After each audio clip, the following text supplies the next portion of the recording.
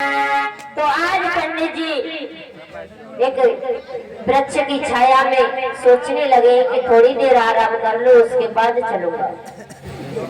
लेकिन पंडित जी वहां पर सो जाते हैं, नींद आ जाती है।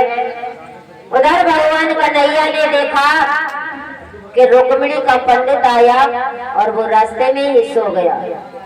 योग माया को आदेश दिया है कि जाओ उस पंडित को ला करके द्वारका के किनारे पर रख दो।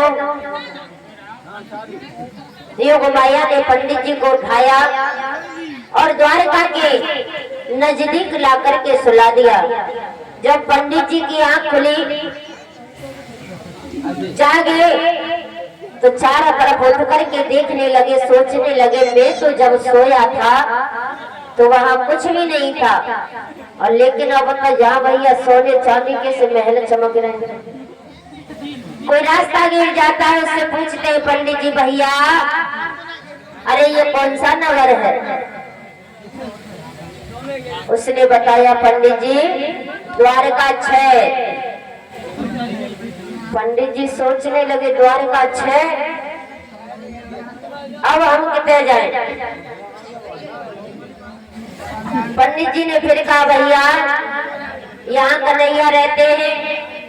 तो उसने कहा कन्हैया 6। अब तो पंडित जी अपना सर पकड़ के बैठ गए कि द्वारका भी 6 है, कन्हैया भी 6 है। अब तो हमें ये न मालूम कि जानो कौन सी द्वारका में, जानो कौन से कन्हैया के पास है। तो उसने सोचा कि ये पंडित जी इधर से आए हैं, तो उसने समझाया पंडित जी अरे आपकी तरफ है बोलते हैं और हमारे यहाँ इधर 6 बोलते हैं। ये द्वारका है और इसमें कन्हैया भी है। पंडित जी ने कहा भैया एक काम और करो, हमें जब बताए दो कि वो कन्हैया के महल के तक। उसने बताया पंडित जी सीधे चले जाओ, ऊंचा अड्डा है वहीं पर चले जाना, पूछ लेना कि कन्हैया का महल कौन सा है। पंडित जी चले हैं, पहुंचे भगवान कन्हैया के दरवाजे पर, देखा तो अंदर चले गए। भगवान कन्हैया अपने राज सिंहासन पर विराजमान हैं।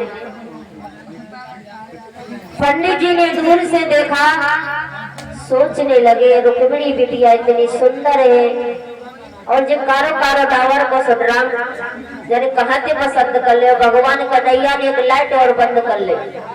पंडित जी सोचने लगे जो तो कानो हुए का देख के पसंद आएगी, बिटिया ठग गई। पंडित जी जब इतना सोच रहे हैं तो भगवान कन्हैया को हंसी आ गई, थोड़ी मुस्कुराहट जब चेहरा पे देखी। सोचने लगे और कुछ है सो है लड़का को मुस्कान बढ़िया। पंडित जी जब कन्हैया के पास पहुंचे, पत्र को निकाल के दिया और कहा कन्हैया आप जाकर के रुक्मिणी से शादी कर लो, यदि आप नहीं गए तो बिटिया मर जाएगी। भगवान कन्हैया ने कहा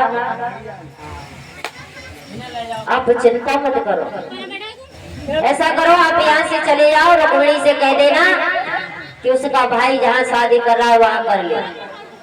पंडित जी बोले कन्हैया लड़की मर जाएगी लेकिन शादी किसी के साथ नहीं करेगी।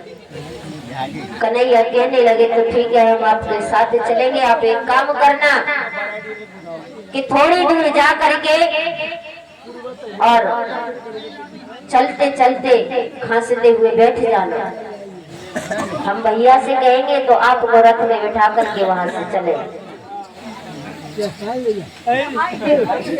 झांकी बनी दे रहे